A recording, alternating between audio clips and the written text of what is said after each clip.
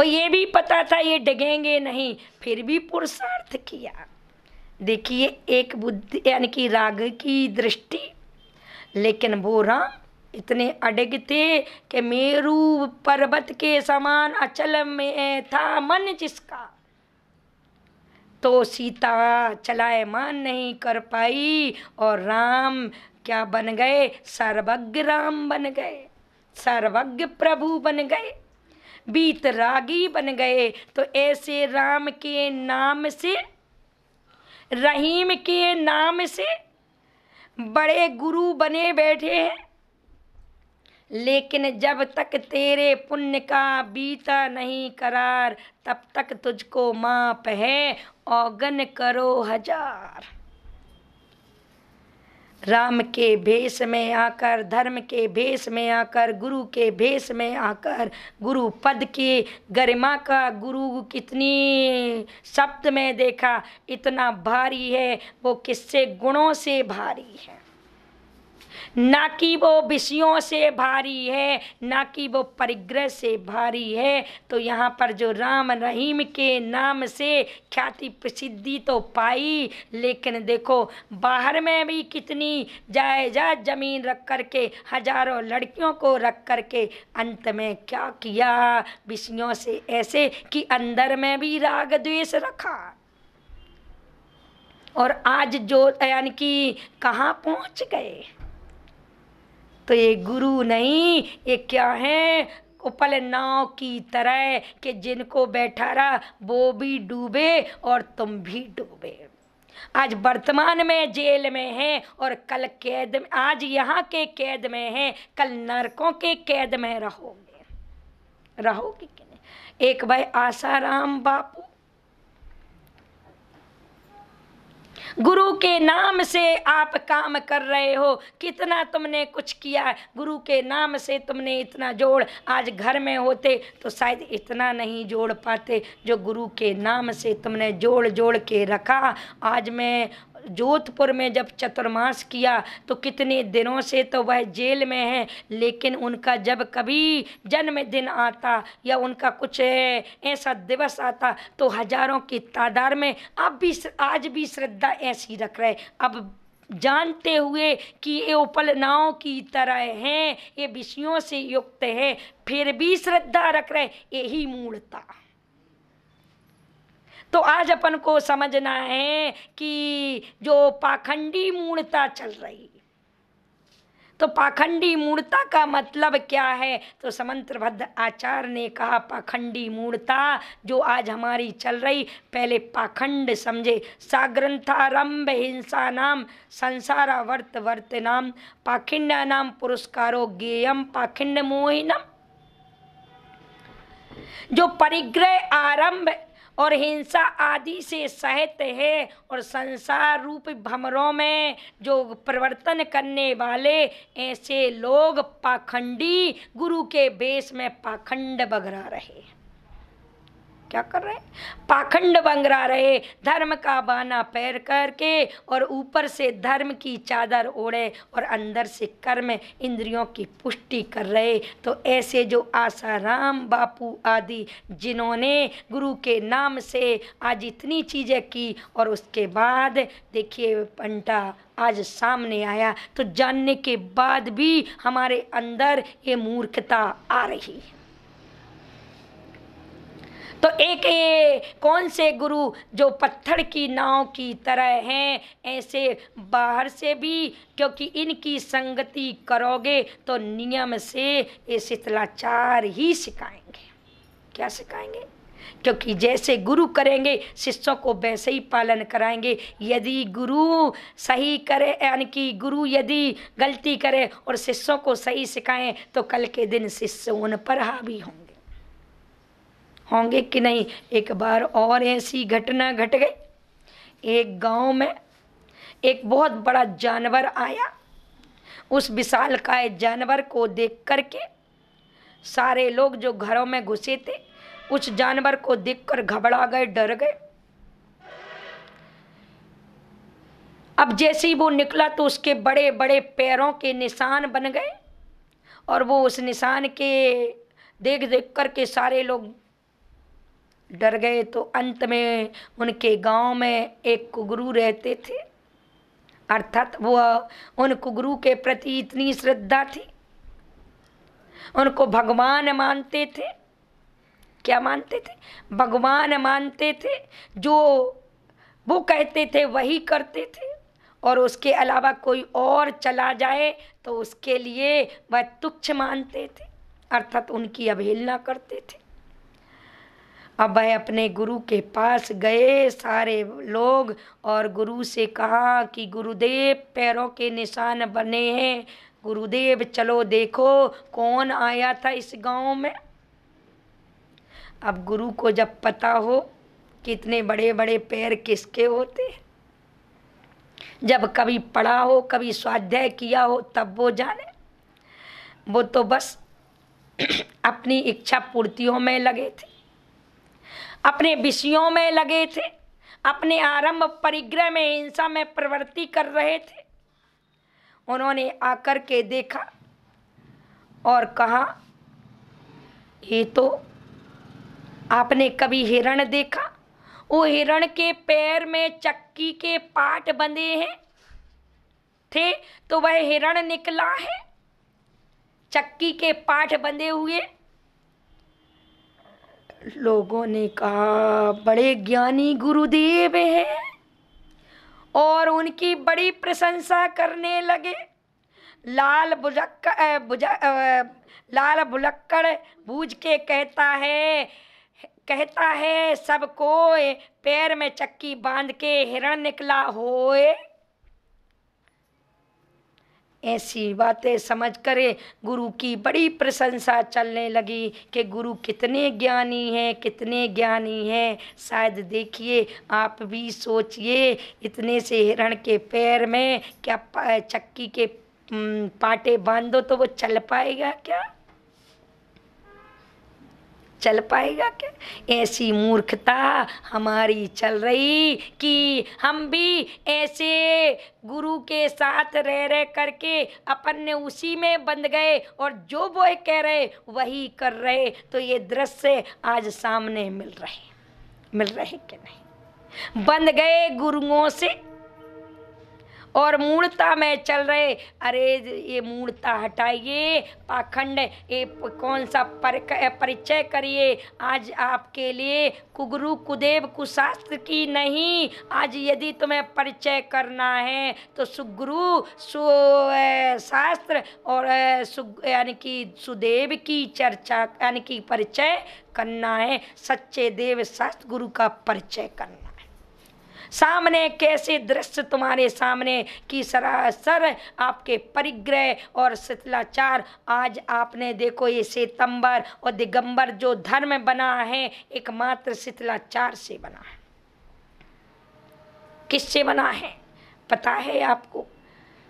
भद्रबाहु अंतिम सुध केवली के समय 24,000 साधक अर्थात मुनिराज थे, और सभी परिचर्या 28 मूल गुणों का पालन निरतिचार पुलाक बुक से कुशील के रूप में हो रहा था। लेकिन एक समय उज्जैन के पहले जब भद्रबाहु अपने संग के साथ वन में थे और अंतिम सम्राट चंद्रगुप्त आहारार्थ आए नगर में, तो उस नगर में आते ही पलने में एक बालक रो रहा था। पहले के जमाने में चौथे काल में अर्थात जो साधुचर्या थी वह चौका लगाई नहीं जाती थी, चौके लगे रहते थे। अर्थात अंगना तक साधु जाते थे, जंगलों में रहते थे और अंगना तक जाते थे। जैसे ही वो अंगना तक गए और पल्ले में जब उस बालक को देखा, चंद्रगुप्त को 8 निमित्त ज्ञान थे 8 प्रकार के जो निमित्त ज्ञान होते, उनका ज्ञान था, शब्द का ज्ञान था। आवाज को सुन करके जान लेते थे, और जैसे ही उन्होंने जाना तो उन्होंने इसको अशुभ समझा। रोना, बालक का रोना, यदि बालक किसी साधु के आहार के समय रोने लगे तो अंतराय है, इसलिए कभी रोना मत। कोई कितना भी प्रॉब्लम आ जाए या क्यों ना कुछ हो जाए, यदि आहार चल रहे हैं तो रोना मत। काटो, मारो, ऐसे हिंसक शब्द नहीं बोलना। ऐसे भजन में भी यानी कि समाधि हो गई या उनका ये हो गया, ऐसे शब्दों का उच्चारण आहार के समय नहीं होना चाहिए, ये अंतराय होता है। तो यहाँ पर चंद्रगुप्त ने अपनी अंजलि छोड़ी, अंतराय जाना और जाकर पल्ले के पास जाकर पूछा कि कितने वर्ष का। तो उन्होंने 2 उंगली बता दी। उसका यदि अर्थ जाना तो वो निमित्त ज्ञान से उन्होंने जाना 2 का अर्थ 12 वर्ष।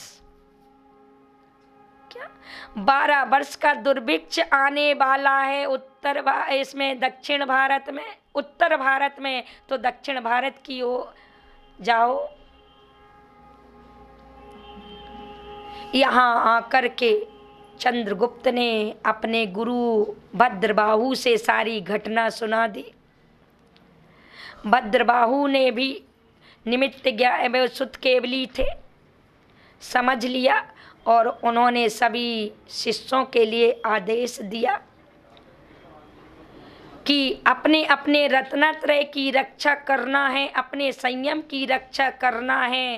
तो चलिए, ये उत्तर भारत को छोड़कर दक्षिण भारत को उत्तर भारत को छोड़कर दक्षिण भारत की ओर, कर्नाटक की ओर, श्रवणबेलगोला की ओर, और उसमें से कुछ 8,000 जो मुनि थे शीतलाचारी थे। क्या थे? शीतलाचारी थे। तो उन्होंने शीतलाचार के कारण उनके मन में ख्याति पूजा के भाव बन गए। तो उन्होंने ग्रुप बना लिया जिसका नाम स्थूलाचार और महास्तूण, ऐसा कौन दूसरा नाम, ये 2 आचार मुख्य थे उसमें, विशाखाचार। इन 2 आचार्यों ने अपने ग्रुप में 8,000 के साधु के करीबन, और बहाना बना करके गुरु के यानी कि गुरु की आज्ञा को टाल करके रुक गए, और ये सारे दक्षिण भारत की ओर विहार कर गए। श्रवणबेलगोला में भद्रबाहु की, वहीं पर चंद्रगुप्त ने समाधि कराई। अन्य साधु दक्षिण की ओर की तमिलनाडु की ओर चले गए। शेष जो 8,000 शीतलाचारी थे, इन्होंने देखिए गुरु की वाणी पर विश्वास नहीं किया, तो गुरु की आज्ञा का अवहेलन किया और यहाँ पर रुक गए। तो कुछ समय तक तो वहाँ के राजा ने आहार आदि करवाया, लेकिन दुर्भिक्ष अपने समय पर प्रारंभ हो गए। जब दुर्भिक्ष पड़ने लगा तब लोग भूखे मरने लगे। तो ये साधु भोजन आहार करके पेट फूला देखते थे, तो लोग कहते मरता क्या नहीं करता। ऐसी जो भूखे लोग थे तो वो साधुओं के पेट चीर चीर करके भोजन निकाल के करने लगे। तो यति हत्या होने लगी। क्या होने लगी? तो फिर राजन ने कहा कि महाराज, आपके संयम की रक्षा भी रहे और मैं पाप से भी बचा रहूं। मैंने आपके लिए वचन तो दे दिया है कि मैं आपके संयम की रक्षा करूंगा, तो मैं आहार कराऊंगा, लेकिन क्या करूं, देवकृत चीज है, अर्थात ये भाग्य से दुर्भिक्ष पड़ रहा है। अब भूखे लोगों को तो मैं पूर्ति नहीं कर सकता। तो एक काम करें आप कि दिन में भोजन करें अपने स्थान में ला करके, और रात्रि में जा कर के जाएं लेने, ताकि सारे बच्चे सारे लोग सो जाएं तब लेने जाएं। और वो रात्रि में जाने लगे तो कुत्ते भौंकने लगे, क्योंकि पहले लाइट तो थी नहीं, अंधेरा था। इसलिए रात्रि में जाने लगे। देखिए अब उनकी ईर्ष्या समिति खत्म। एक छोटे सी शिथिलाचार से कितना बड़ा शिथिलाचार आया। ईर्ष्या समिति गई, रात्रि में गमन होने लगा और आहार लेकर के आए तो कुत्ते भौंकने लगे। तो उन्होंने कहा क्या करें, तो एक उन्होंने डंडा रख लिया। क्या कर लिया? डंडा रख लिया। इतने से शिथिलाचार में डंडा आ गया, परिग्रह जुड़ गया, चाहे लंगोटी की दुख भाले हो गई। इसके बाद जब कुत्ते भौंकने लगे तो उन्होंने डंडा रखा। अब रात में जाने लगे तो ऐसे जाने लगे तो लोग डरने लगे। तो उन्होंने एक काला कपड़ा लिया। अब काले कपड़े को डंडे लेकर कोई जाए तो चोर ही समझा जाए। तो किसी घरों में गए, दरवाजे खुलवाए तो एक महिला गर्भवती थी, उसको देखकर डर गई तो उसका गर्भ गिर गया। ऐसे 2-3 कांड घट गए। अब राजा ने हाथ जोड़ लिया उस गांव के कि महाराज अब तो संभव नहीं है कि आपकी आहारचर्या करवा सके। तो उज्जैन की एक राजा की लड़की उन मुनिराजों से क्या हो गई, प्रभावित हो गई। मैं ये बताना चाह रही थी, प्रभावित हो गई। देखिए उपलनाओं की तरह परिग्रह आ गया। भोजन के खातिर समितियां चली गई और उज्जैन के राजा ने की लड़की ने कहा कि आप यदि हमारे गांव चले, मुस्लिम एरिया है, तो आप एक काम करें कि आप कम से कम एक लंगोट रख लें। और ये जो काला है तो काला शुभ नहीं होता है, इसलिए सफ़ेद कर लें। तो उन्होंने क्या, लंगोट और दुपट्टा रख लिया और डंडा। साधु के हाथ में अहिंसा व्रती है तो डंडा उचित नहीं लगेगा, तो उन्होंने पिच्ची को लंबा कर दिया। क्या कर दिया? पिच्ची को लंबा कर दिया और निकाल दी गली और चल गया भाई। फिर वहाँ पर उस राजा की लड़की के कहने पर 2 वस्त्र रख लिए। अब 2 वस्त्र क्षुल्लक के हो गए। तो महाव्रती से क्षुल्लक भेष हो गया। लेकिन एक शिथिलाचार की पूर्ति को छिपाने के लिए मान कसाई की पुष्टि में मुनिराज तो लगाए रहे, लेकिन फिर उन्होंने एक नया पंथ चला दिया, श्वेतांबर पंथ चला।